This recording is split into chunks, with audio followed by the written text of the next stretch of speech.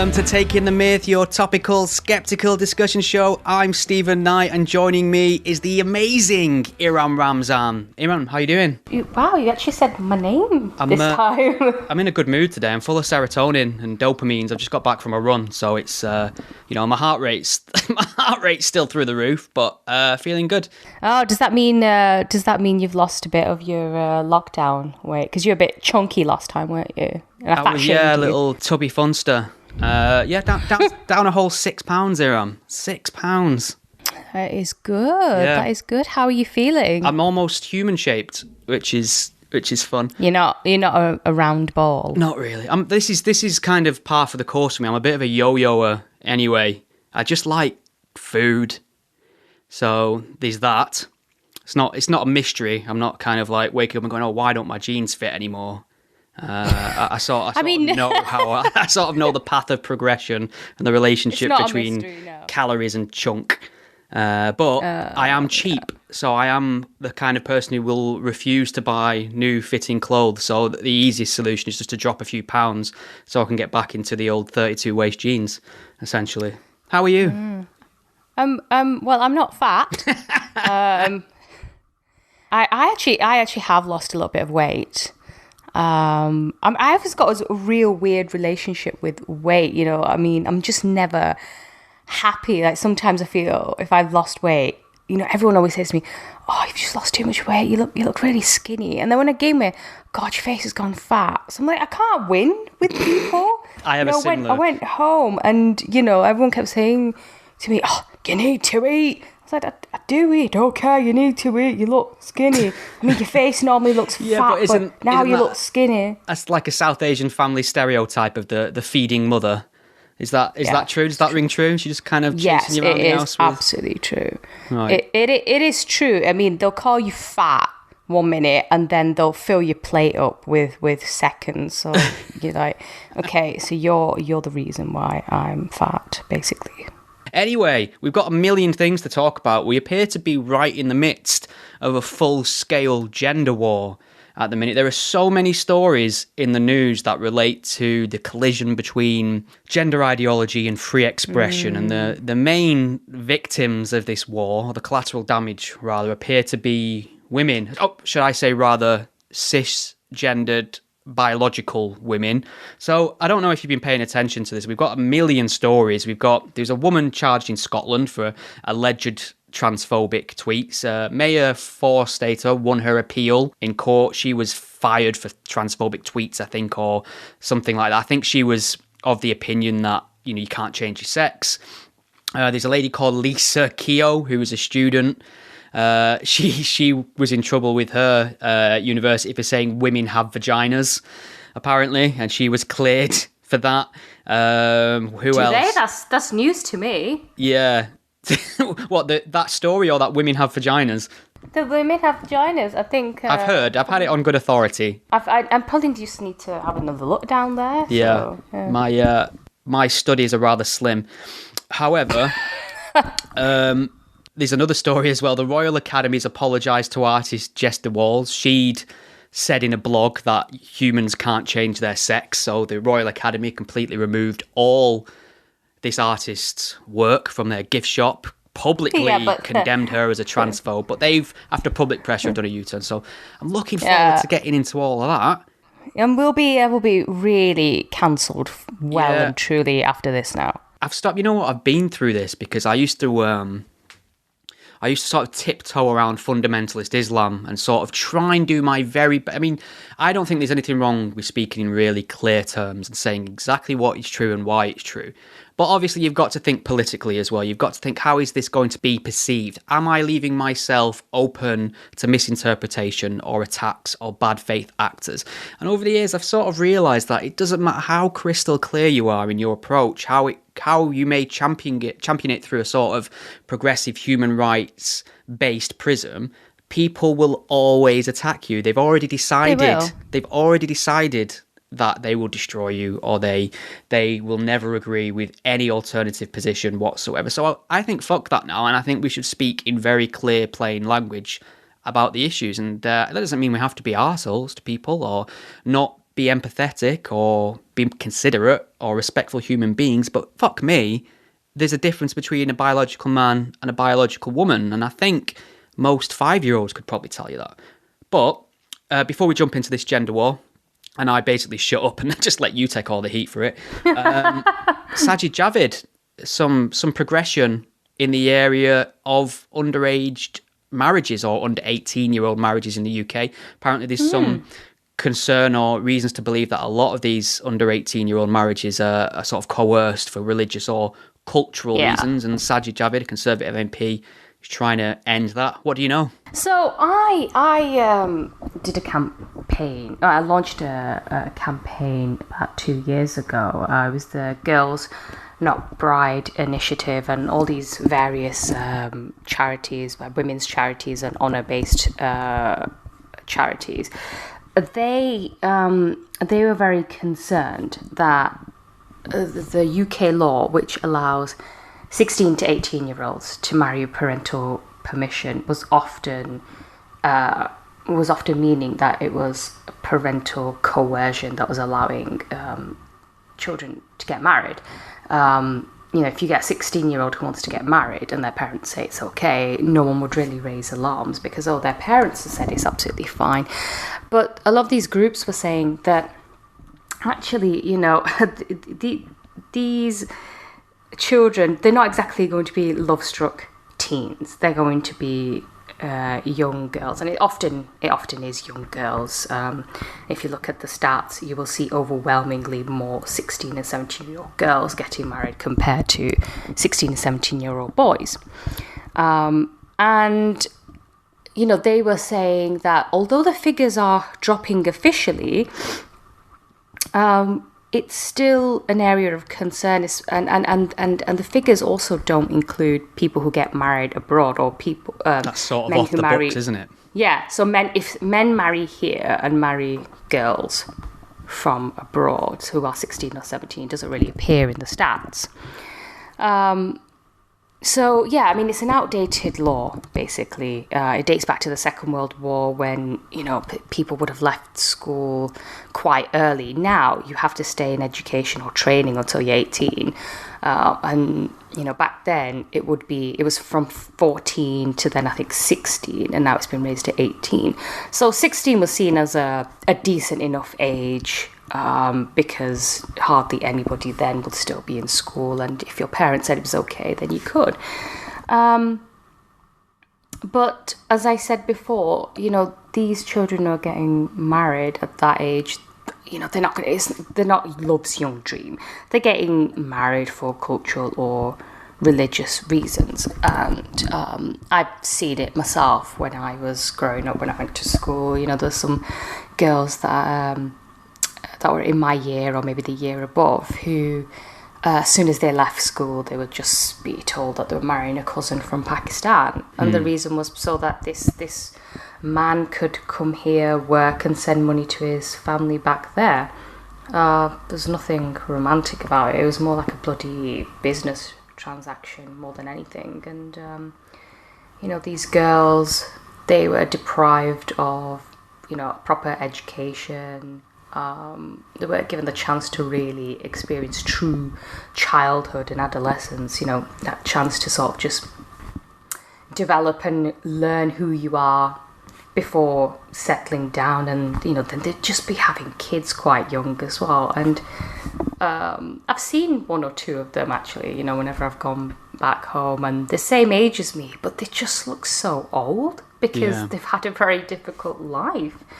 And like I said, it is usually girls who are disproportionately affected. These young girls who are grown up with the expectation of entering into this lifelong commitment with usually an older man. But anyway, I think let's stop beating around the bush. I think this is child abuse, because nobody's gonna pressure the 16-year-old into getting married for good reasons. They're not doing it because it's for their own good. They're doing it because of their family honour and all that crap. Some of these young women or girls in this instance, they're going to be married off to an older man, probably to settle debts or strengthen family links, you know, as though it's their responsibility to do that. And, you know, around the world, you know, girls who get married, they'll often have complications during pregnancy and childbirth because their bodies aren't fully developed. So they're having children and, you know, they're going through all this pain because of that. And they're going to be at more risk of domestic, sexual and honour-based violence.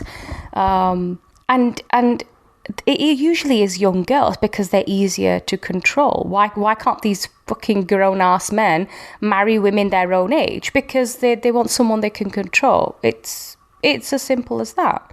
Yeah, I mean, if you want to talk about the existence of a patriarchy, there you have it. And obviously, Western, quote-unquote, Western white feminists are very quiet on this issue, unfortunately. But it is just a way of men taking power over women, putting them on the sort of cattle life cycle of reproduction, making them subservient in the household, you know, get them as young as 16. And it's a bit of an odd thing. I mean, for many of our American listeners might not be aware that the age of sexual consent in the UK is 16. Now that, for me, when I was closer to that age, felt about right. It felt like we'd got a good balance. I think it's slightly younger in various places in Europe, but in France, I think in America as well, there's no standard age of consent really. Is that right? There? I thought it was like 18. I think for marriage anyway, it varies from state. Right. So you can get some states where you can probably get married as young as maybe 14, I think.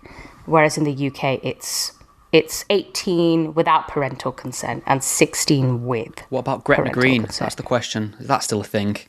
It is. And in Scotland, you know, you can get married at 16. I don't think you need parental consent even then.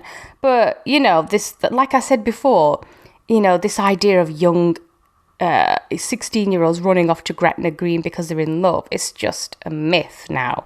I don't think anyone really does that. Yeah, so when I was speaking to campaigners a couple of years ago, they were saying that social workers had noticed in schools that Romanian girls and boys were saying they were married, and they were thinking, hang on, what do you mean you're married? And apparently these children who were sent back to their home countries, or maybe they do it here as well underground, and they were sent abroad to get married, and because they're both the same age, it wasn't raising alarm bells. And the social workers were saying to the charities, they're saying it's part of their culture. I mean, do you think that's okay? And you're like, no. They're 14 and they're saying they're married and they're going to get pregnant. And then yeah, they would be disproportionately featured in teen pregnancy rates as well. I mean, yeah, I get it. People have their own values, their own culture, and, you know, we can celebrate certain bits of that. But when that is in conflict with the culture and the established traditions that we have in this country and the law of the land, then why is it that people are still too scared to point that out? We're seeing the collision of that ignorance and that complete avoidance of the issue in Batley right now, I think, where... Yes.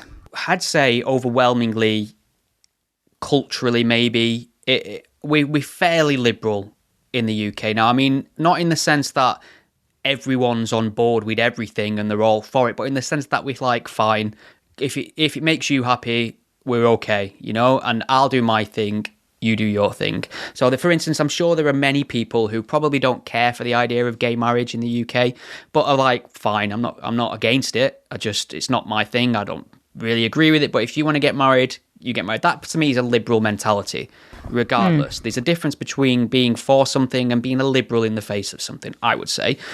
Yeah, I mean, it's not something that'll affect me, but, you know, if it's something that you want to do, if you want to get married and you're a gay couple, whatever. The questions are, yeah, gay marriage, do I have to do it? No. Are you going to force other people to do it? No. Fine. Fill your boots, mate. If you want to be just as unhappy as everyone else that's married, go for it. But the point I'm making is, so what we've got here, we're happy to enforce these liberal standards, and progressives go for anyone that transgresses them to the smallest amount. You know, if you don't say, for instance, that trans women are women, people will hound you. If you say anything alternative to that or slightly off that, look at J.K. Rowling, anything that doesn't swing to the sort of progressive orthodoxy, people and society will go for you, call it out, criticize. That's both good and bad. I do think bad ideas should be criticized. It can go too far. Yeah, however, I agree. If you're an angry Muslim man shouting outside Batley and you're saying, I don't think our religion believes in this, but it doesn't allow for this. Yeah. Why do I sound like William Hague? Then then you could get away with it, and That's everyone will point. say, "Oh well, it's their culture, it's their religion. Let's not be racist here. The far right are going to come and they're going to just jump on this. Oh, just think of the far right." So it's like, so these liberal freedoms and progressive ideologies are so important. They must be enforced at every turn and fought for, and we must have activists, and we must have endless think tanks and organisations and pressure groups, except when the person saying things that are the antithesis to those progressive ideals are from the Muslim community. There's this horrible, horrible thing we've done now in terms of multiculturalism, where we've separated out standards based on skin, which is racist. Like, I get called racist for being critical of Islam because I expect the same from everyone that I demand of myself, right? And that, to me, is the least racist attitude. What's racist is saying, actually, we can't expect you not to want to murder gays because you're a Muslim and that's your culture. This cultural relativism, and it's a cowardice as well. I think that's what frustrates me almost the most, is that these people think they're brave freedom fighters shouting at people and screaming people down for opinions that are just usually 9 times out of 10 standard vanilla opinions, but obviously they're not saying the correct words in the right order. They'll go mental, destroy someone's life and career, the merest of comments. However, you have full-throated anti-Semites, full-throated homophobes, congregating and shouting outside schools, in the streets, and silence. So, I don't know if anybody saw this, but we had the Labour candidate for Batley, who seems like a bit of a simpleton, I'll have to say. She was Joe Cox's sister. Joe Cox was a politician. Yeah, so this is Kim Ledbetter. Yeah. Right. Joe Cox was a Labour politician, disgustingly murdered in the UK by a sort of far-right extremist. He's in prison now, thankfully. Yeah, that was in 2016, and it's been 5 years now. Yeah, and gosh, time flies. But also, yeah, so 5 years ago, her sister was murdered. Yeah, and it sort of instigated a public discussion about the safety of politicians in this country. What is and isn't acceptable. In the ways in which to confront them in the streets. What's too aggressive? What's dangerous? What sort of rhetoric leads to endangerment of politicians, which I think is a fair discussion to have. I don't like to see people hounded, shouted at in the streets, or constant, mobs of hate whipped up on social media around people. I do think this kind of thing has a consequence. But not so. We had that in one hand, and every time a little bit of colourful language was used in the House of Commons, Labour had used that as a stick to beat the opposition with. So, for instance, a Tory politician would say something negative or mean or insult a Labour politicians, and Labour politicians had invoked the death of Joe Cox to say, "Do you understand that you're putting us in danger by speaking about us in this way?" They'd use it as a stick to beat people with, which was really off colour for me. So long story short, now we've got, grown men aggressively hounding female politicians in Batley because they are for LGBT rights. That's it. That's the contention. These Muslim lunatics are unhappy that their Labour candidates are pro-LGBT rights. They view it as sort of LGBT indoctrination is the terms they use. But there's a video online of some Muslim lunatic who I don't even think's from Batley. He's from Birmingham. No, he's from Birmingham. Right. He's called Shakil Afsar, and I know of him very well. So do you remember when in 2019 those two schools in Birmingham were teaching lessons about inclusivity, and they said, some families have 2 mummies and 2 daddies. That's it. They weren't converting people into gays and stuff, right? But, that wasn't good enough for the likes of Shakil Afsar, who, by the way, isn't even a parent, doesn't have any children at those schools in Birmingham, but, brought it upon himself to start shouting down a megaphone outside these primary schools where kids are. These are primary school where you're going to have young kids going in and out who were scared, quite frankly, by a bunch of grown men shouting at the school. Well done, by the way, for standing up for children's rights, absolutely ludicrous. Anyway, so there he is, mouthing off. And he doesn't need a megaphone because he's just got a big gob anyway.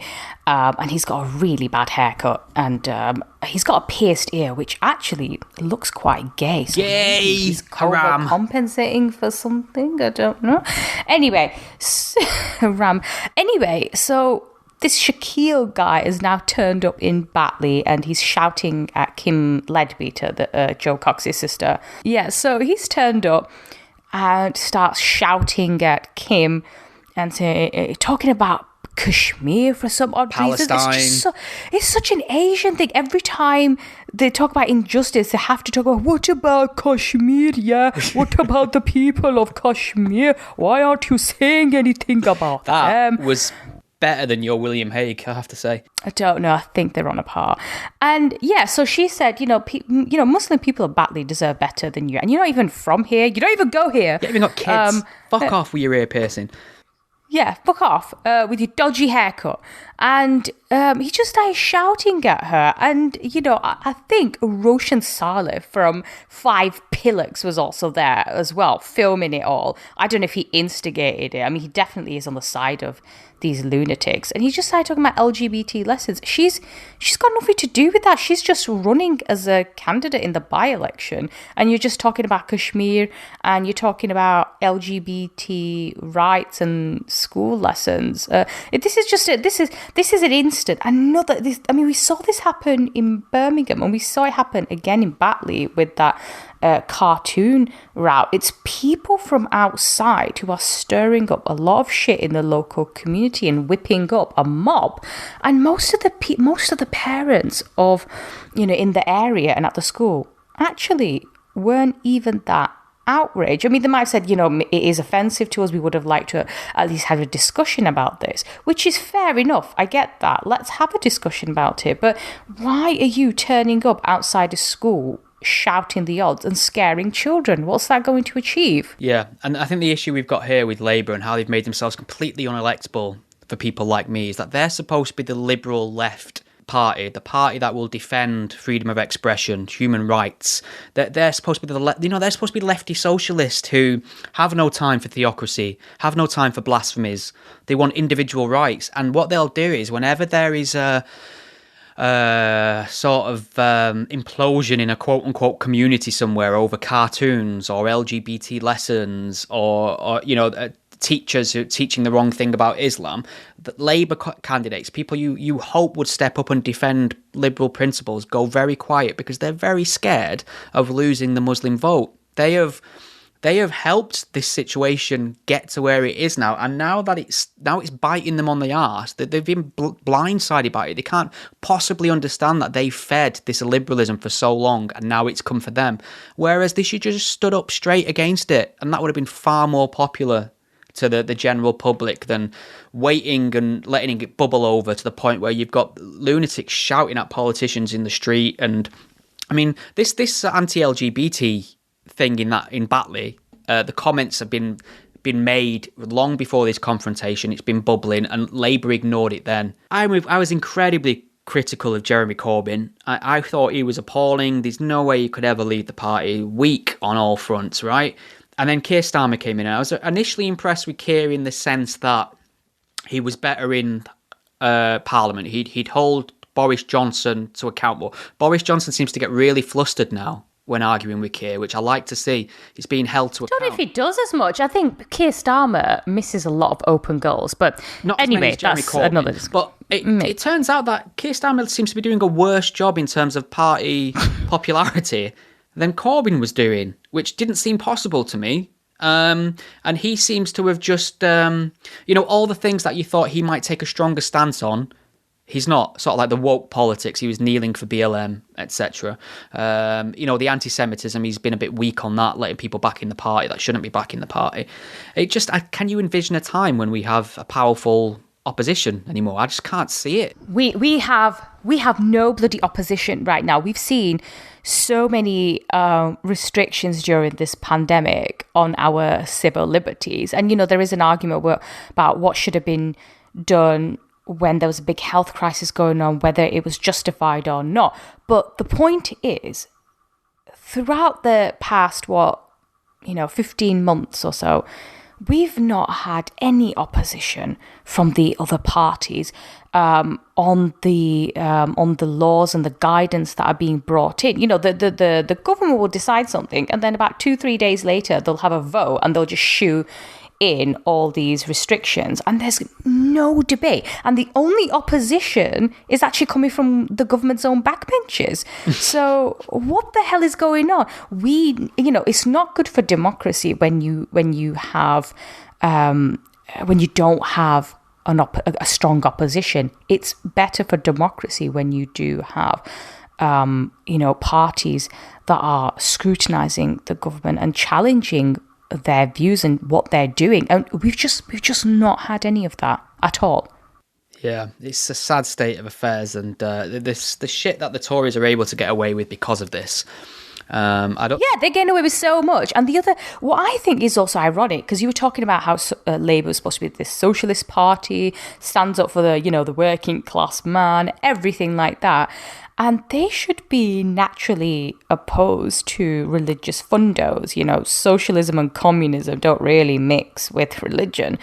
And actually, if you think about it, the Conservative Party should be, the natural home of also conservative brown people, because they are going to be socially conservative. And you have the opposite. And obviously, there's a historical reason for that. The Tories have a bad track record and a reputation when it comes to immigration. Yeah. So that's why Labour was seen as the party of choice for a lot of Muslims, I guess. I'm not tribal with it, so I have in my... But people were tribal with it. That's the whole point. If you were working class, if you lived in the north, you knew you voted for Labour, and if you were well off, you'd vote Conservative. But now, it's not really clear who people will vote for. And I'm not saying it's not a bad thing to challenge these tribal identities. You don't want to get too tribal, because then things become stale. But the problem is, there's not much difference between any of them. I don't really know what they stand for. And I think you probably feel the same way as well. Which party would you say aligns with your views? It's a hodgepodge, because... So, in my... lifetime, I've mostly voted for Labour. I've voted for Tories once. I've voted for the Lib Dems.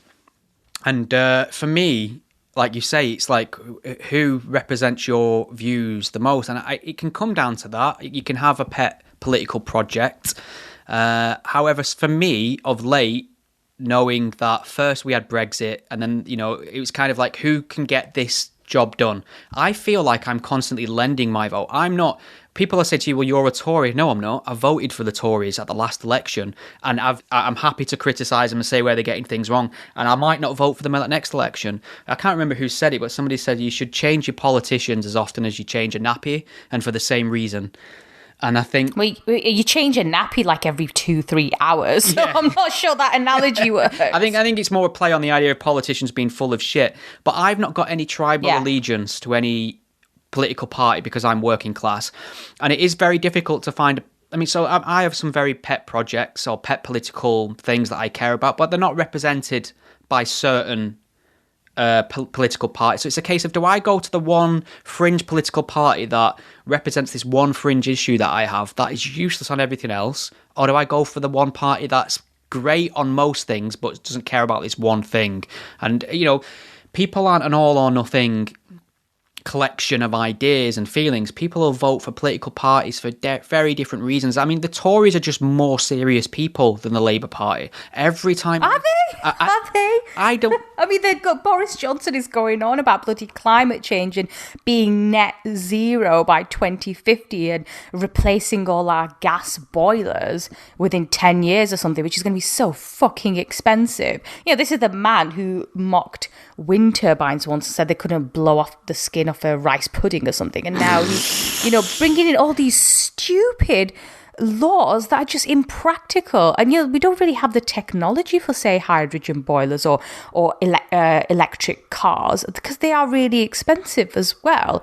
I mean, I might as well have voted for the bloody Green Party, for all the good it's done voting Conservative. I didn't vote in the last election, by the way. Well, I mean, maybe I have to... So I don't have a right to view now about it, but yeah. Maybe I should walk that comment back about the more serious people in regards to Boris Johnson. I take that point for sure. But I think as a collection of people, I think they're people, and I don't expect them to care about my pet projects or the working class. But I think as a whole, they'll do what needs to be done in the context of what's best for the country and best for civil liberties, pandemic aside, of course. Whereas I do not have any faith in Labour to be able to organise a piss up in a brewery.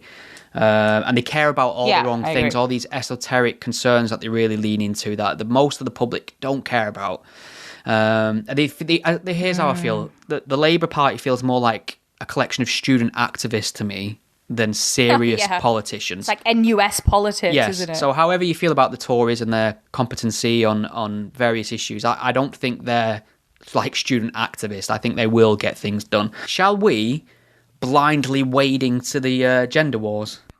Oh my God. So we've gone from solving the crisis between Labour and the Conservatives. It's just there's been so many stories this month relevant to this thing, and I think we've mentioned it before in terms of how, like, for instance, transgender rights should be guaranteed. I've never had any thought to the contrary. It just seems like a no-brainer that they should be guaranteed. Now, there's a lot of discussion around that, for sure, but this one issue which seems to affect a tiny minority of people has become the raison d'etre of the left for some reason. It just seems like everything is filtered through trans rights now. We have to apply trans rights to everything. It has to be at the top of the agenda for our politicians. It's, corporations are falling over themselves to offer support to trans rights. And it wouldn't be so bad, really, because, fine if that's what you want to do. But it's the way that people are being absolutely destroyed for having the wrong opinion about it. Now, I don't know how you feel, but there's a story. I mean, the first story I'm going to touch on, because it seems like a fairly simple one. This is from the Metro, and the headline is, "Student cleared of misconduct after saying women have vaginas," right? So, a mature student subject to complaints after saying women have vaginas and are physically weaker than men has been cleared of wrongdoing by her university. Now, I'm not entirely sure she used the words women are physically weaker. I think she said men are stronger. I think she actually said that men are stronger than women on average, or something like that. I don't think she called women weak at any point. I mean, women aren't weak. That's a silly thing to say. If I've got $1 billion and you've got $500 million, are you poorer than me? That doesn't make any sense, does it? We're both rich. So the idea, but still, so she's saying that men on average are physically stronger than women now, and women have vaginas. Now, these things 5 minutes ago were not controversial statements, and now they are grounds for disciplinary action. They are grounds for being fired. They are grounds for an online mob attacking you. They are grounds for corporations that you're associated with disavowing you. Where do you stand on the whole women having vaginas debate, Iram? I'm yet to discover if I have one, so the jury is still out there. For fuck's sake, this is just... I don't know about you, but I feel like a woman. Gaslighted. I feel like a woman. Do I feel like a woman, or am I a woman? That is the question, isn't it? Yeah. Because it's not just about what you are biologically, it's about how you feel, how you identify. I don't know about you, but I feel in this debate about men and women and this, these gender wars, that I'm being gaslighted. And this whole thing has a very Emperor's New Clothes vibe about it. We know what's true. We know what the facts are. Emperor has a massive lady dick, I think, is the updated version. Exactly. And then we're told, but, this trans man is a woman and you have to accept that. And everyone's applauding and saying, yay, diversity, inclusivity. And privately thinking, this is bollocks. So basically, I got really incensed about this lately. I mean, I usually do this debate, but lately it's because of Laurel Hubbard, this 43-year-old trans woman who's been allowed to compete at the Olympics this summer for New Zealand. It had to be New Zealand as well, didn't it? In the female weightlifting team. And that has just stirred up another debate. And the Moral Maze had a discussion about this, and they had they didn't have a well, it depends what you mean by blokes, Stephen. They had 2 men, and they also had 2 trans women. Not a single woman was invited to be a witness on the show. I'm pretty sure you mean cis, heteronormative, biological birthing person. Fuck off. Women, okay? Women are women, men are men. I don't give a shit if I'm cancelled for this. We know it's a fact, okay? And then you had this a trans woman who's saying, but there isn't really any advantage, because even in the sports within themselves, some people will naturally have more of an advantage anyway, so blah blah blah.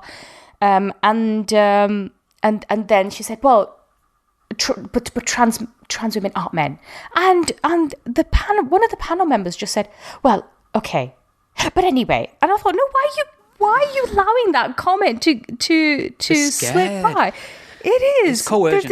And this is coercion, and it's a fear of getting cancelled and being called a bigot. Now, I'm sorry, but there are biological differences between men and women. Men are physically stronger, and it's not just the testosterone levels. And they're saying Laurel Hubbard's testosterone were below a certain point, so she can compete as a woman in the women's category.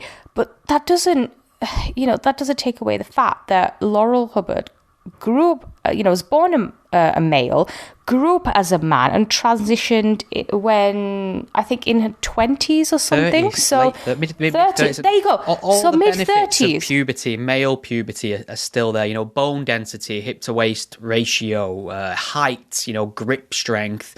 And even though the testosterone has been reduced significantly, it's still higher than the average woman. But it's not just about testosterone. No. It is, like you said, it's all the physical advantages you have as a man. Look at it this way. Now, I mean, sorry, I'll use the correct pronoun, obviously, and we'll get onto this in a minute about empathy and what's just manners. So I'll refer to them as she for the purpose of this story. But when they were identifying as male, their biological sex, he was very unremarkable in the sport of weightlifting. Couldn't even qualify, if I remember correctly. Now he's identifying as a woman, cleaning up, breaking records. Is there a link, do you think? Yeah. I mean, do you see trans men competing against men? Now, I think there was a story.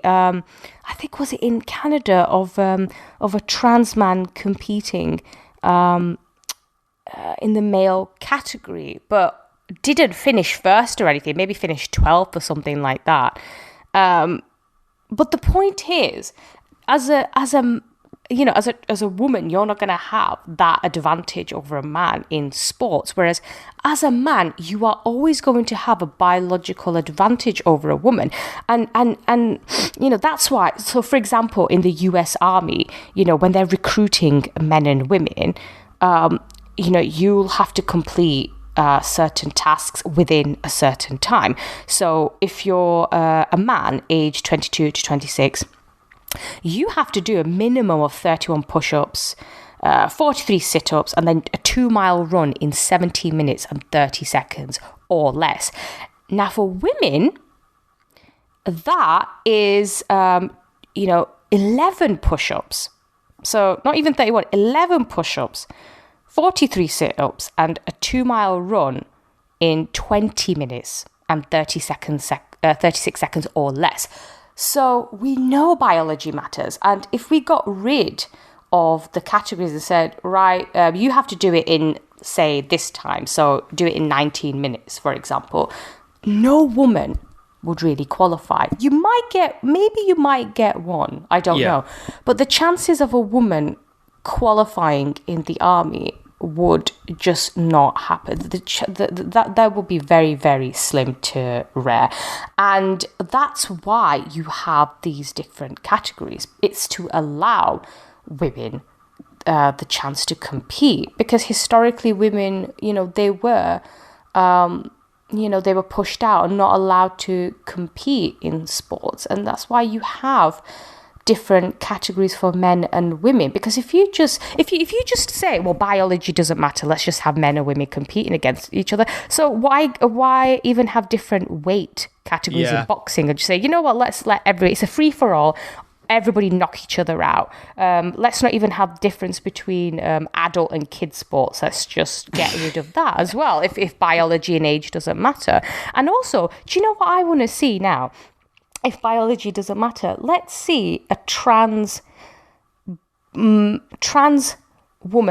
boxing against a woman, and let's see if that stirs up the same kind of feelings. We've had a few examples of that, actually. But I mean, there's a couple of things. So I mean, we've got the data on this. The Olympics show time after time, that the highest records for men, the gulf of difference between that and women. I think something like, hundreds of high school kids a year beat the women's fastest 100 meter or something like that. And this is not about shitting on women's sports. These women who are athletes are exceptional athletes. It's not about male pride either. So if I was in a ring with a female MMA fighter, she'd fold me like a deck chair, right? That's not what we're saying. What we're saying is if she's in a ring with a male MMA fighter, she's going to get leathered. Well, if biology doesn't matter, why don't we let her compete against a male MMA fighter? This is what it's going to take, because it's interesting, because I don't know if you saw the report that came out of UK rugby, and they really tried their hardest to try and find a way they did a great job, to be fair to them. They tried to find a way in which they could sign off on the idea of biological men who identify as women now playing rugby with the women. And vice versa. And they really looked into it. They looked at all the areas, the difference in testosterone and body strength, blah, blah, blah, blah, blah. And they just couldn't do it in the end. They came down on the right decision, and they advised that they don't recommend that this be allowed. I think a lot of the rugby body said, well, we're going to ignore that advice anyway, which is very interesting, because if they then do allow a biological male to compete against women, and he inevitably injures one of them really badly, they're probably liable for legal action because they've ignored expert advice. So that's what it's going to come down to, isn't it? It's going to take a woman's skull getting crushed by a biological male before people say, actually, it's probably a good idea to separate the biological sexes out. And the thing is with sport, especially sport at that level, people are talking about as if it's a human right. Most people don't have the right to compete in sports. Most of us don't. It's a very small... No, I would not qualify for any Olympic game. Let me just put that out there. Yeah, not a chance. I don't think... I mean, I can understand why it must be frustrating if you're, a trans athlete and you really want to compete. Which category do you go into? But I'm sorry, you should... for the time being, you should be made to compete in the biological sex you were born into. So if you're a trans woman, you compete as a man. Yeah. You should not be able to compete as a woman. Some people have suggested that maybe there should be a separate trans category, but the problem with even that is there's still going to be, probably not enough trans people to make up a... There's not enough trans people, first of all. And then also, there's still going to be, variations even between those people. And also, the problem is that trans men and trans women want to be recognised as the gender they identify with. So they don't want to compete in the category of the sex they were born as. They want to compete with the gender they identify as. And I'm sorry, but as much as you want to do that, I don't think that should be allowed to happen. It is unfair. It is absolutely unfair. Laurel Hubbard took another woman's space. I can't remember where she was from, this woman. But, because of Laurel Hubbard, another woman has missed out on the chance to compete in the Olympics. I hope Laurel Hubbard gets gold, and then everyone can sit back and think, geez, what the fuck? You know what the worst thing about this? I mean, that'd be the best outcome, really, just as a lesson on the world stage, right? But actually, no, it hasn't been a lesson because Laurel Hubbard has won medals as a woman, and still nobody said anything. Yeah, but this is Tokyo. This is the big. I mean, I think she's won like in New Zealand competitions. I'll have to check, but this is the world stage. The entire eyes of the world's watching Tokyo. But the problem is now is that he is getting a bit long in the tooth anyway. Maybe a very young female power athlete might do. I mean, you look at some of the lifting that the female Chinese team is doing is probably higher than what he's capable of now, because the gulf of age is so big that might make the difference.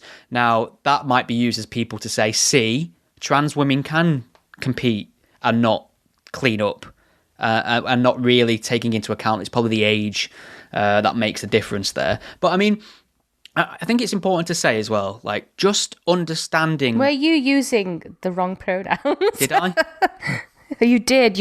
I think you're going to be cancelled now after this. It's difficult, but I mean, it ties into what I'm about to say. Really, is that understanding the facts of biological reality and the difference between the sexes from a genetic and biological perspective, in no way, in my mind, logically leads to any form of discrimination against trans people. I'm not, if I've spent time with trans people, I've worked with trans people, I've spoke at conferences with trans people, and you just, they introduce themselves, you accept them, say, you speak to them as individuals. That's how I engage with everybody in my life. There's no reason why they should be shunned, abused, harassed, not have access to any sort of rights that I have access to. That's out of the question to me. But none of that entails me pretending certain things aren't true. I mean, I liken it's not a perfect analogy here. I understand, and there's a million ways you could say it's not perfect, but it's sort of like the idea to me that religious people believe they have a soul. I'm happy for them to believe that. I'm happy for them to live their life as if that's true. I just don't want the entire of our society and institutions and scientific understanding reorganised to incorporate that belief. That's all I'm saying. You do you, but there are still some truths we can point to. That's the other issue as well. If you're going to pretend sex doesn't matter, where the fuck does that leave us with medicine and science? Because if certain health problems are going to be worse for you depending on whether you're a man or a woman. Yeah. How do you then treat people if you're going to say, oh, well, men and women are all, there's just no such thing as sex, we're all equal. Certain things are going to affect you more as a woman. I wonder now as well, because you'll see some news article go around like woman, slashes friend's face, or, woman abuses kid, these articles that go, and you go into them, it's actually it's a trans woman, it's a biological male, but all them crimes are being lumped in with the female crime statistics. So that's going to skew the statistics now. And a lot of, male specific health issues, like I think we're more prone to die of obviously colon cancer, more likely to die of heart disease, all these things. I think we're going to see a rapid increase of certain morbidities in the women's category as this rages on. Men are also really dangerous and reckless as well, and stupid. So that's why you also die young. Sorry. Well, there's actually a little something to that. There is. Which almost kind of is an advantage for a man and also a drawback. I mean, there's a reason why when you hear about some guy leaping to his death from a balcony in Ibiza, it's never a woman. He's trying to jump to the next door balcony, or he's trying to do something stupid to show off. You very rarely see a woman die from misadventure, do you? But I think this. Well, but that's also because we think, being found splattered on the pavement, it's just going to be very ugly to look at. But it's also it's probably easier, it's more dignified to die taking loads of sleeping pills, because then you've got time to do your hair and makeup.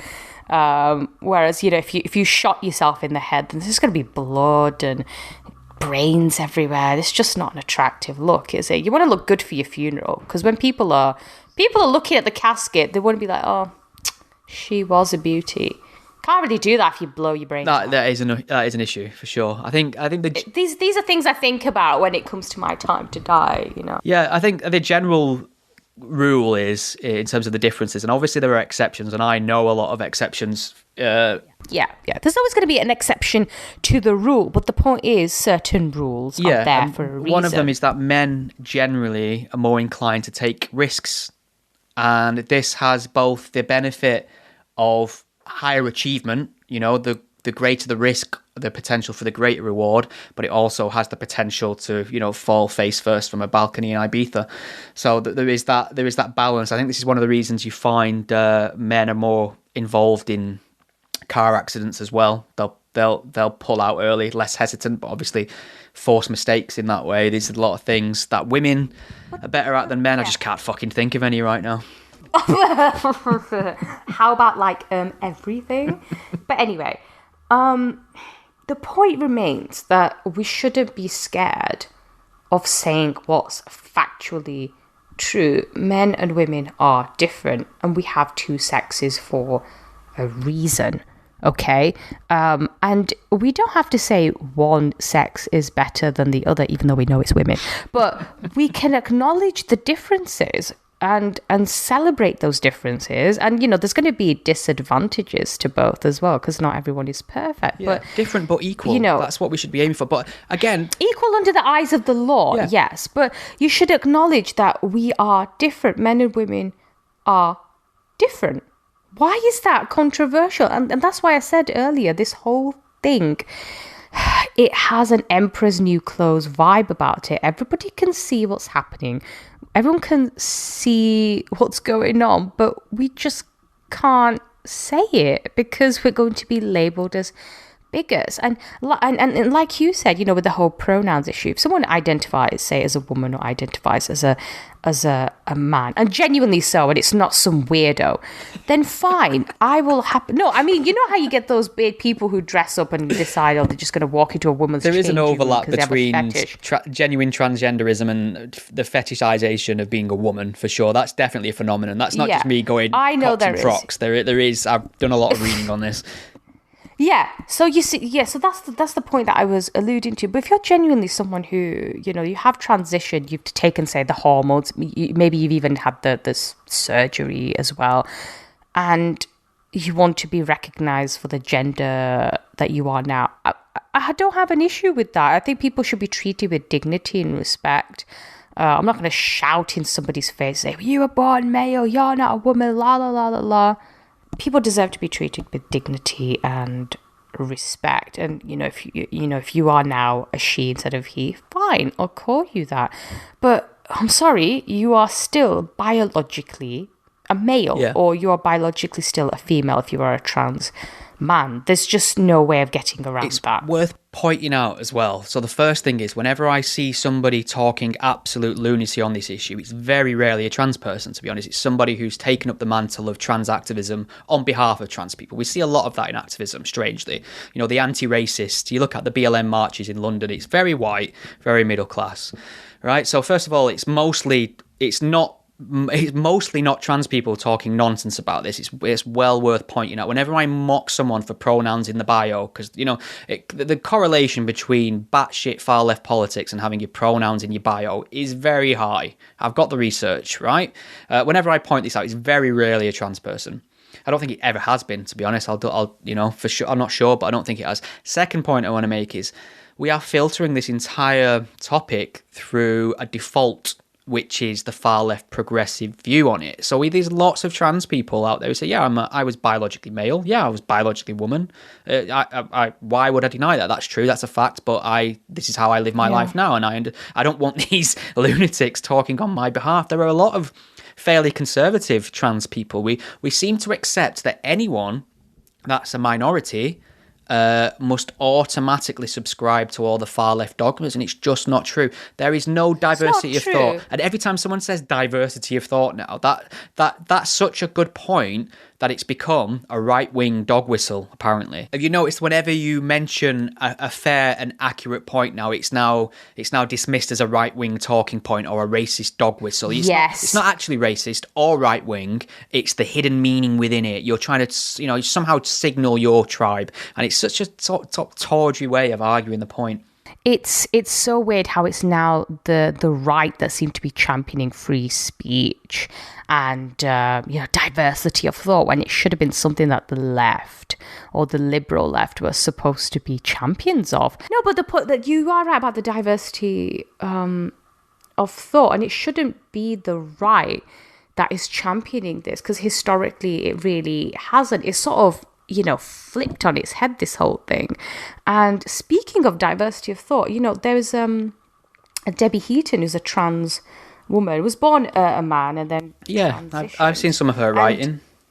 Yeah, she's been very, very sensible on this. She said, obviously I'm all for transgender rights, etc., but, I am still biologically male, and a trans woman is still biologically male and will have certain advantages over a woman. That's just factually true. So you do have people from within those communities who are speaking out. And it just seems to be a minority of loudmouths. Like we've seen in Batley in Birmingham, it seems to be a minority who are very, very sort of extreme and polarizing views, who are given way too much airtime, and we're capitulating to their bizarre demands when, the vast majority of people don't even think that way.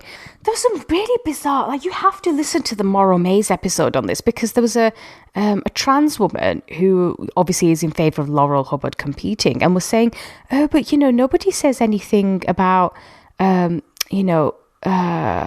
gay women competing with straight women. And he's like, yeah, but that's because they're fucking biologically the same. How are you even making such a stupid Who was it point? on Jeremy Vine's show? He was just like, women are just going to have to try harder. Sorry. It's like shit. I was like, I couldn't believe it. And this is really interesting for someone like me. I get involved in this row on principle, because for me, it's transgressing all the things I care about. It's got a religious flavour to it. It's got its own blasphemies. It's so fucking hostile to freedom of thought, freedom of expression, all the things I hate. This, sort of the contents of it fits that. However, it's not me that's getting the thin end of the wedge from it. It's women, obviously. So that I've got no skin in the game, as it were. But still, every time I look up, some woman is getting absolutely shafted by this debate. So I think we can confidently say now, you biological women can join us straight white men at the bottom of the intersectional hierarchy. Your day in the sun's over. You are one rung above us scum now. Oh, whatever. Check your white privilege. Shit, you'll always have that, won't you? But the whole point of this debate is,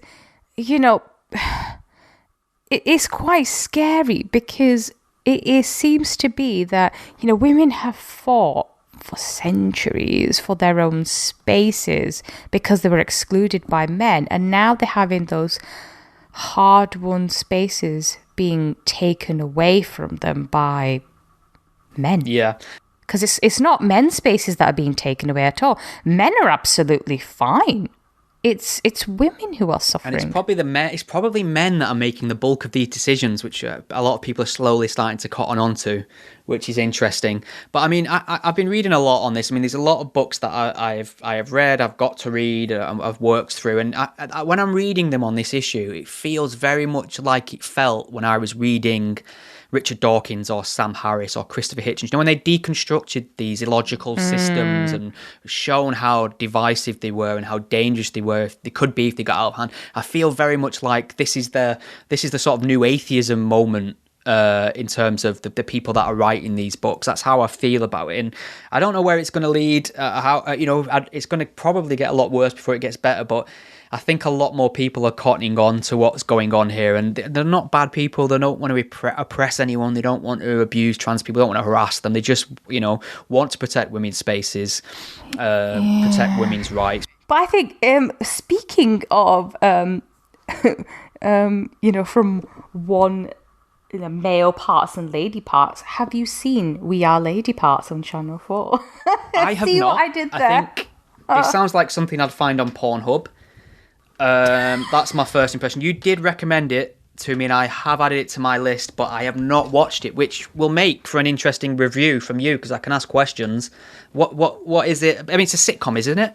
It is. It's I think it was 6 or 8 episodes on Channel 4. It's on 4OD now, and I'm sure there are ways that people in America can watch it as well. So it's about an all-female Muslim punk band. Try and get your head around that. You don't like punk. You don't like Muslim women. So they're looking for a lead guitarist, and they find one in the guise of Amina, who's, she's this sort of like Bridget Jones in a headscarf type figure. She's going on all these dates with Muslim men to find a husband, even though her mum's saying, why are you that desperate to get married? Hint, hint, mum. She's battling against a more traditional world and her conservative friends versus, this punk band, which is allowing her to express herself. And I just thought it was a really good TV program because it didn't have any stereotypes of Muslims, just showed people being regular human beings, having fun, having the same life problems that everyone else does. My only issue was that most of them were wearing headscarves. Right, the authentic aesthetic for TV Muslims in the UK, unfortunately.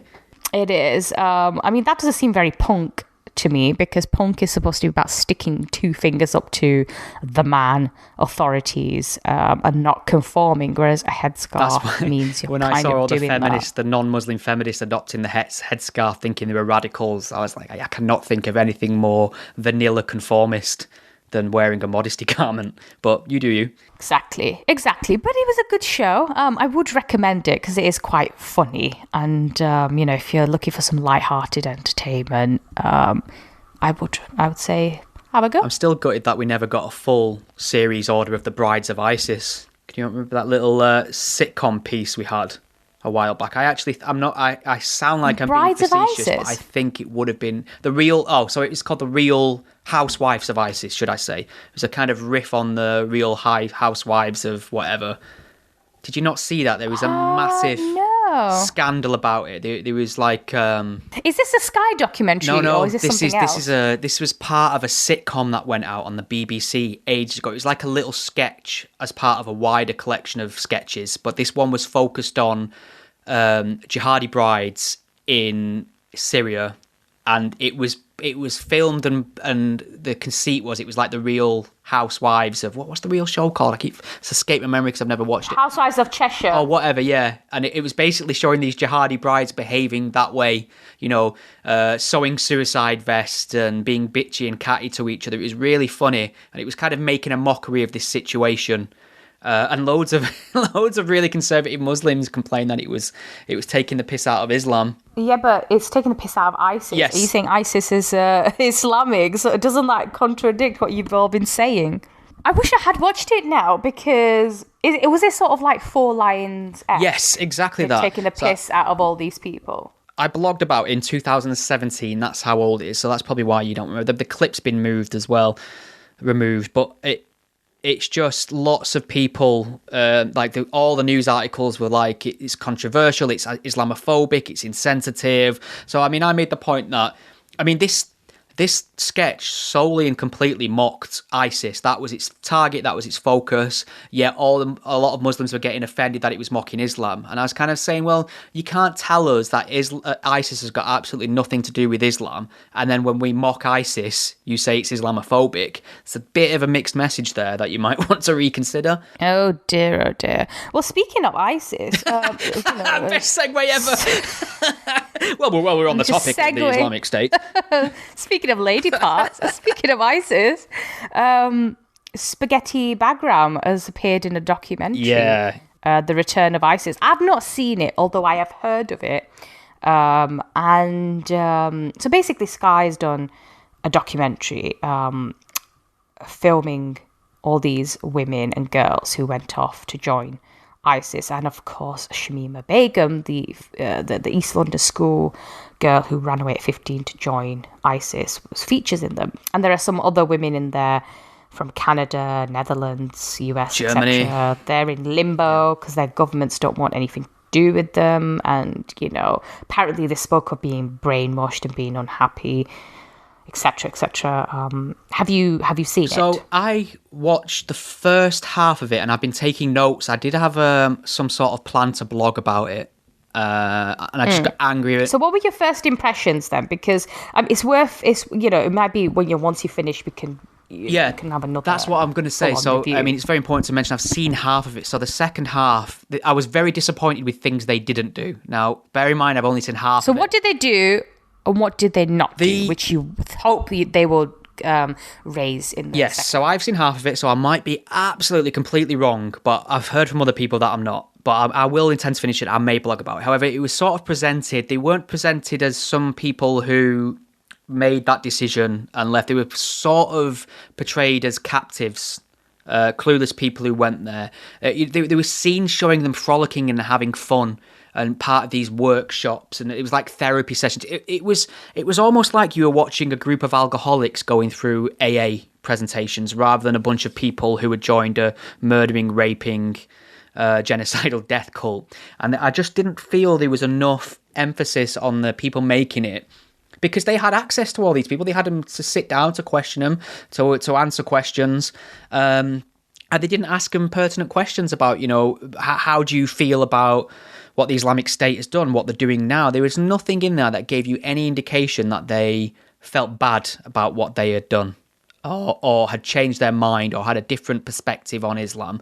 And just seeing them, I remember one of my notes. What have I put? I've just got my notes up now. It's notes full of saying fuck. It's funny because twat, fuck. What did I put? Liar. Right. So I put one of my notes is angry, laughing and giggling in Wellington boots as though they are on a summer camp. The Canadian jokes as they try and plug a flood. This is not exactly German engineering, yeah? Haha, to the German jihadi bride. And I was like... Oh, how cringe. I put it, it's obvious there would be some level of camaraderie and kinship among the Western jihadi brides. It's just that I don't want to fucking see it, thank you. That's my note. I put ridiculous. I put it wouldn't be out of place if this entire sequence had Girls Just Want to Have Fun by Cyndi Lauper playing in the background. And they just, these. I get that this topic and these people are perfectly valid subjects for documentaries of this kind. Why wouldn't it be? Of course, it felt like a PR piece for them. And bear in mind, I've only seen half of it. I don't like the fact that now Shamima Begum's team are trying to push this narrative that she was a victim of trafficking. Yes. So bear in mind, I've watched half of this documentary and my notes are 995 words. Those are some notes. And they're all angry. And I've got another half to watch, and I was going to get a blog out. I don't know if this will happen yet, but we'll see. But I mean, yeah, I put a note. What's my other note as well? Zero acknowledgement or accountability. They talk like they're recovering adults in an Alcoholics Anonymous meeting. They write letters to their former selves. They are treated not as though they are criminals, that they have joined a group wishing to exterminate their fellow citizens. The self-help classes are like they are trying to quit the bottle or overcome a porn addiction. They play trust games, smiles and blindfolds as though at a corporate workshop. Pass me the sick bucket. Yeah. I'm glad that I took these notes now, because I completely forgot how annoyed I was. I mean, I might want to watch it on a day where I feel I just want to get enraged about something. Oh, let me watch Jihadi Brides on Sky. Oh,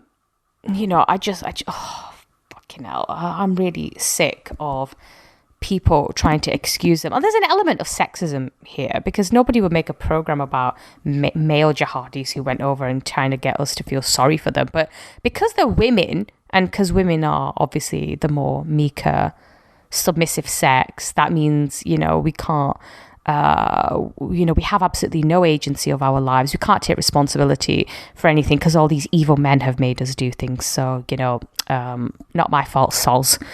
Nobody would excuse the boys and the men who have gone over to fight, and yet because they're women we have to feel a bit sorry for them because, oh well, they also had children, some of them. Well, I don't give a fuck if you had children. It was your decision to have children in a war zone, and I'm sorry that your children have died, Shamima, because that's hard for anyone to cope with, but it's your own fault that they're dead. It's not our fault that your children died. That's on you. There's a very interesting moment in the documentary where Shamima Begum's actually handed the letter from the Home Office to say that her citizenship will be stripped from her. They get that on camera, and I've written a quote down. So she says, "They see the crimes that ISIS committed and they feel like I'm responsible for those crimes because I came, and they just think that I knew about these crimes and supported these crimes, but that's not true. I would never support something like this, like the things they did." However, in previous interviews, she's spoken about being in favour of the Manchester bombing, being fine with decapitated heads because it was all Islamic. So she's lying, and she accuses the government of just wanting to make her look bad. You know, you make yourself look bad, Shamira. You make yourself look bad, and you do look bad. And somebody once described her as attractive, and I thought, really? You look like a chav. After that comment of her saying it's the government trying to make her look bad, I've just put the words "fucking hell" just to give you an idea of what frame of mind I was in watching this. No, Shamima, you make yourself look bad because you are. Because you're a twat. So I get it. Maybe she was 15 when she went, and you know we've just been talking about child marriage and you know whether you're responsible at that age to do anything. But at the end of the day, you know, we also heard when she went there, she was supposed to be part of that group of enforcing strict Sharia laws on other women. You know, they used to beat women for not, say, covering up properly. And she used to apparently sew the suicide vests onto fighters. I don't know if that's true, but that's what reports have suggested. And if that's true, then you weren't just a bystander, Shamima. You know, you are a criminal. Just looking at my notes now, two more things really stood out to me. Well, the first thing was Shamima Begum, almost in tears, talking about how hard it was on her to learn that her friends had died. And I'm kind of thinking, okay, you've experienced loss that now, haven't you? Now extrapolate that to the thousands upon thousands of people murdered by the organisation you've joined, and how the Kurds feel and how their families feel and how the Yazidis feel. There's a horrible sequence in the documentary which shows the jihadis separating the Yazidi women from their parents and guardians into one side, and it's just horrific. There's a really, really heartbreaking sequence, actually. There's a couple of I'd say 3 to 4 year old boys, maybe a bit younger. I'm not so great with kid ages, but they're playing in the camp, and one of them is quite clearly mimicking to his friend language he's heard from an adult. And he's saying, like, if you are a jihadi, he's telling his friend this. He's saying, if you are a jihadi, no one can harm you. You are your own boss. And he keeps saying, you understand? You understand? Get this into your head. Get this into your head. And he's clearly mimicking an adult. And he's like, after you die, if you're a jihadi, you go straight to paradise. Get this into your head. Listen to me. And it's this little 3-year-old kid saying this to another kid. And it's where's he picked that up from? He's clearly mimicking he's not an picked adult. that up from just anywhere. Yeah, you know, but it's the whole domineering. Listen to me. Get this in your head. He's just parroting what he's heard from an adult, and that's tragic to me. How these kids who could have the most fulfilled life ahead of them are now in a Syrian camp because of some bad decisions and ideology from adults. That's the most tragic thing for me. That is really sad. I do feel sorry for the children in all of this. And if they're saying that, they've heard it from somebody. Yeah. And they're hearing it, they're probably still hearing it, which makes me think that these people are not rehabilitated. They have not changed. People rarely change. They rarely change. Unless you're Laurel Hubbard. Yes. Yes. On that note, did you say we got some Twitter questions? We do have some Twitter questions. Yay. Daz Exton, or Depixton, has said, what are your thoughts on Stop Funding Hate attempting to smear the news channel GB News as far right before it airs, and companies such as IKEA UK pulling their adverts from the news channel due to pressure from the social media mob? That's a really good question. Great question, Daz. I don't know if you've... it was an okay question, Daz. Jeez. Anyway, yeah, he's going to stop listening. Sorry, I don't want to lose all 3 of our fans. Right, it was a good question, Daz. Right. I don't know about Fuck you, but Daz. I definitely... Sorry, I was in the moment. I didn't mean that.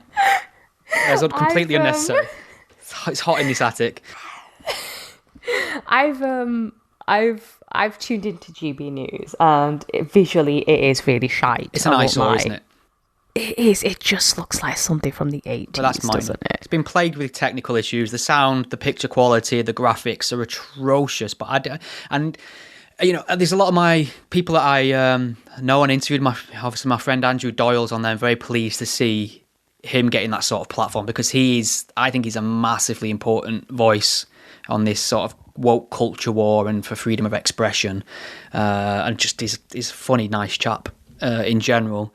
But it's been plagued with technical issues, graphical eyesores. But these are things that can be fixed as it progresses. Yes, obviously, I don't. Yeah, because it's a new channel. Yeah, it's still a baby. That doesn't bother me so much. I mean, it's apparent that many of the people who are front of camera are not camera trained. They've not got that BBC era professionalism, but they'll figure it out as they go along. And I think that's a good thing to switch it up a little bit. Get different kind of voices. They just not have the standard po-faced BBC newscaster. So we'll see where it goes. I think the bigger issue that Daz has raised as well is the whole stop funding hate attempt to get advertisers to pull out before the show's even launched. This has continued long after launch. Yeah. The IKEA one's quite funny actually because IKEA agreed to remove their advertisements from GB News on the strength of like one tweet I saw. And it's ridiculous. It's all based on tweets. But the funny thing is this one tweet only accused GB News of being right-wing. They didn't say extremist or far-right. They said right-wing. So that was enough for IKEA to go, we'll pull out our advertisers. So I'm kind of thinking, are you going to... all this based on one fucking tweet? But are they now to say that actually... See, this is where we've got and how dumbed down the political discussion has become, that right-wing has just come to mean evil. Just right-wing, not far-right, not extremist, but right-wing has just come to mean evil, which is ridiculous. I'd like to know how many right-wing people shop at IKEA and whether or not IKEA thinks they're welcome anymore. They'll be happy to take all the money. Yeah. Oh, but they had to reverse their decision, as did all the other companies. There's that beer or cider company. Is it Copperberg or something? Oh, yeah. Oh, they reversed it. I never saw the reverse. All of these companies, they had to reverse their decision because, they made a rash decision based on tweets. Because Twitter now sets the agenda. A few people make stupid comments on Twitter now, and you have to take them seriously. And these companies realise... They do. And this is the same thing that happened with de Wahls as well. They realised that cancelling her was done very hastily as well. And a few days later... Sorry, it's just to clear. She was the artist who the Royal Academy banned her art from their gift shop for saying that human beings can't change sex, I think is what she said. And they publicly labelled her comments as transphobic as well. So they've accused her of bigotry and yeeted her from the gift shop, apparently. Yeah, and then they had to reverse that decision because they realised it was stupid and they made it, they made a hasty decision. And then they had to issue an apology. And it was a really shit apology as well because they tweeted it and a link to the apology. And the link wasn't even to the apology. You had to scroll down and click on something else to find it. But this is what happens with all these companies. They're just making stupid decisions based on a few social media posts and realizing, oh, actually, what the hell are we doing? I'm very cynical about this. I don't think they're apologising or reversing because they've realised they've made a mistake. They'll capitulate to the tweets thinking, well, this is representative of the nation as a whole, and they'll get even more of a backlash from that now because people have had enough of it and they'll think, oh shit, we've completely misjudged this situation, let's do what these other people want. It's just very cynical. It's a business. They don't care about human rights or politics. They just don't want any hassle. And I tweeted out the other day in response to all this, I just put, dear corporations, let me provide you with some advice pro bono. Adopt a we do not make decisions based on social media outrage policy. It'll really annoy the outraged, of course, but within 48 hours, they will get bored and find a new target, and you can go back to selling stuff. Yeah, and also what happens with these adverts, these companies, as I've learned, they don't advertise directly. They hire a company and say to them, we want this number of adverts put out, and the company will say, right, I can get you X number of adverts placed across a variety of platforms for this much money. Yeah, with this blah, potential blah, blah. reach. It's basic PR. With this potential reach, yeah. So they don't. Yeah, so these companies don't know where their adverts are going in the first place. And so, they get a bit wishy-washy about it. Say, oh, well, we didn't know where our adverts were going. We're going to look into this. And these same, like IKEA, was it IKEA or another company that have stores in Saudi Arabia or something? And you think, so hang on a minute, GB News is evil, but Saudi Arabia is okay. If you're gonna, I think so. if you're gonna apply these standards, this might not be true. But I saw somebody say it on the internet, so it probably is true on that strength alone. But somebody had made the suggestion. It might be a joke. It might be true, but they suggested that the IKEA catalogue in Saudi Arabia has the women removed from it. Oh my God, I wouldn't be surprised if that's true. That's one of them things, like, I almost don't want to know if it's true because that's so funny as a joke anyway. I mean, it does, whether or not it's true, it sounds like a joke. Yeah, it kind of encompasses the sort of corporate hypocrisy on these issues. That's why you get pride flags on all the corporate arms in the Western world, but suddenly, strangely, the Middle East division doesn't put the pride flag out, or the Turkish or the Russian, anywhere where gay rights or gay people are oppressed, they don't want to fly the pride flag on their corporate. No, they don't. They don't want to be unpopular. They want to sell shit, which is what such. But that's fine. That's your job. Just tell us that's what you're doing. You're a company. Your job is to just fucking sell beds and cupboards, right? Stop trying to act like model I don't need Ben and Jerry's to tell me what a cunt I am. Do you know what I mean? Get back to torturing cows. I can do that for free. Yeah, this is why we have you on. So yeah, thanks, Daz. Great question about GB News. We'll see how it goes. To be honest, competition in that arena is always a good thing. Okay, I've got a question here from Jan Skelton. Jan's lovely. I've met Jan a few times. She's asked, should male people, however they identify, be allowed to compete in female sports? Do you think our euphemistic language around this topic, although well-intended, may be contributing to genuine confusion about the reality and immutability of sex and the need for single-sex spaces? That's an amazing question. Yes. That sort of contains all the issues. And I think... So basically, no and yes, No, Jan. yes. But I think we've ticked that off along the podcast. I think she's preempted what we'd be annoyed about this week. The first power, so many questions, but I want to focus on Matt Hancock. Oh.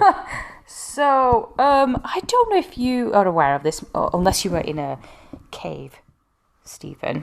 But Matt Hancock, who's our health secretary, was caught on camera in a steamy clinch with a woman. Have you seen the video now? They've released the video. Wife. I really don't want to watch it because Matt Hancock is gross, first of all. And the idea of him having sex and stuff just makes me queasy.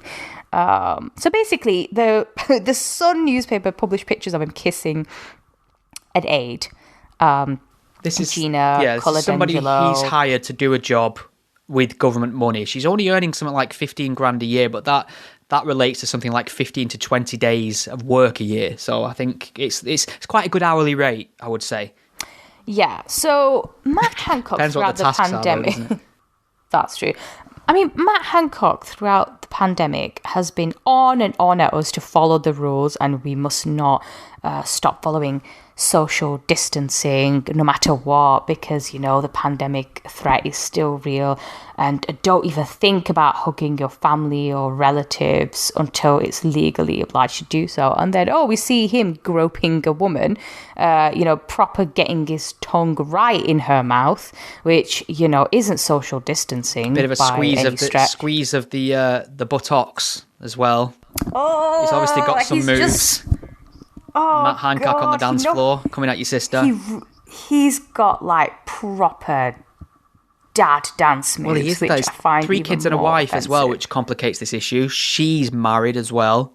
So I've seen some people suggesting, it's not the adultery that really annoys me. And you think, how have we got to a point where we don't care that somebody is publicly cheating on to be honest, his wife? I'm right. So I'm against. I am judging. I am. I'm sorry, but if somebody is a serial cheater and a liar, if they're cheating on their wife and lying, that does say a lot about their character. I agree. I think. But I still think who knows what could be going on in their personal life. I still think it falls I think that still falls into the realm of personal life. I'm against. It's not personal because it affected his work. He was doing it at work. It improved his work, Iram. Have you considered that? It fucking hasn't. I don't know where you've been, but it hasn't improved his work. He's been lecturing us all throughout this pandemic, to follow the rules, to make huge sacrifices. Don't even think about stretching COVID rules. Flexing of rules could be fatal. That's what he said. He warned people, hilariously, to be sensible when having sex during lockdown. He was warning against casual sex. He was telling off young people, saying they were behind a COVID spike. And then when Professor Lockdown himself, Neil Ferguson, was found to have broken the rules to meet his married lover, he was saying, I think he should resign. This is a matter for the police now. So I don't think this is a personal matter. This is very much a public matter. This is a man who has made illegal basic human contact. A lot of people haven't been able to meet their lovers or their partners because they're in different parts of the country, because Matt Hancock and the government have made that wrong. They've encroached on our rights to do so, and then they go around breaking the rules themselves. It is one rule for them and one rule for us. They all must be breaking the rules. Yeah. I bet they are. I'm more or less with you 100%. Apart from the adultery thing, I care more about the rule breaking, and I don't really care about the adultery. I think that's a personal matter. I think that's something for him, his wife, and his extramarital lovers to sort out between them. Nothing illegal's happened as far as I can see. But the social distancing thing, that is the thing, isn't it? So, I mean, these two questions I have really about this entire thing. And the first one is, what the hell does Matt Hancock know about the government to make him invincible, that he can't be fired for this sort of shit? The second question is, who's leaking video footage from inside government buildings to the press? Disgruntled employees, some security guard who Matt Hancock probably pissed off, and they thought, right, but I think it's a disgruntled employee. Right. Really. So, I mean, we have the health secretary there, the guy who's told us all to stay indoors, don't touch anyone, don't go out. And not only told us that, there's people who've been fined who have got into legal trouble for flouting them rules. And he's touching up his aide on work time, on who's being paid with our money. It really does. So, I mean, I'm going to play devil's advocate for a moment, because if he was to be fired for that or resign, I'd say, fine, that's fair. That seems like a perfectly reasonable response to this situation. Is there an argument to be said, however, that a slap on the wrist might be more appropriate given the situation we're currently in and how important he is to that situation, keeping in mind he's not killed anyone, he's not, I know that's a low benchmark for being fired with my employment tribunal. I only got them to the point of death and then resuscitated them. So is there an argument to be said that maybe let him get us through this pandemic and then he can be stepped down or given his marching orders? No, I think he should. You hate Matt Hancock. I can't stand it. He really has put the cock in Hancock. He's put the cock in his aide. That's the biggest problem. Oh, but we don't know that. We don't know. Sure. Allegedly, perhaps. He put his tongue down her throat. We know that. Maybe he was doing a COVID test. Oh God, I feel sick. There's a joke for about being double that. jabbed in there somewhere, which I'm going to leave. Oh, there were so many disgusting jokes out there, like memes. Yeah, I was going to say, just for the memes alone, I think this was a worthy thing to have done. But it's nice to have a bit of Tory sleaze, isn't it? Something a bit normal for a change. I know we missed it. The 90s was all about it. Now the 90s are coming back, and that it's even almost means comforting Tory for me. sleaze. Finding that a Tory's, shagging around, or he's got a rent boy, or there's something untoward. 90s fashion has come back, like the crop tops and the high-waisted mom jeans and the dad trainers, and now we've got Tory sleeves. Sleeves. Oh, all is right in the world. Nature is healing. And on that note, I think we're done. All right. It's been a pleasure, Iram. Thank you for listening to the Godless Spell Checker podcast. The podcast is a one-man operation, produced in my spare time away from my day job, and I love making it for you. If you enjoy what you hear, please consider lending some support. The show is entirely listener-supported. I don't sell anything, I don't run ads, and given the alternative and unpopular focus of my content, it's very unlikely to find a sponsor. So there are a number of ways you can support and chip in and help improve the show and give me more time to produce more content. You can become a patron supporter and pledge a monetary amount per month or per episode by visiting patreon.com/gspellchecker. If you can't lend monetary support right now, don't worry, there's other ways you can help the podcast too. You can share it on your various social media networks, or take a moment to leave a review wherever you listen to it. Your support is massively appreciated. Thank you. Think we've all learned something here today?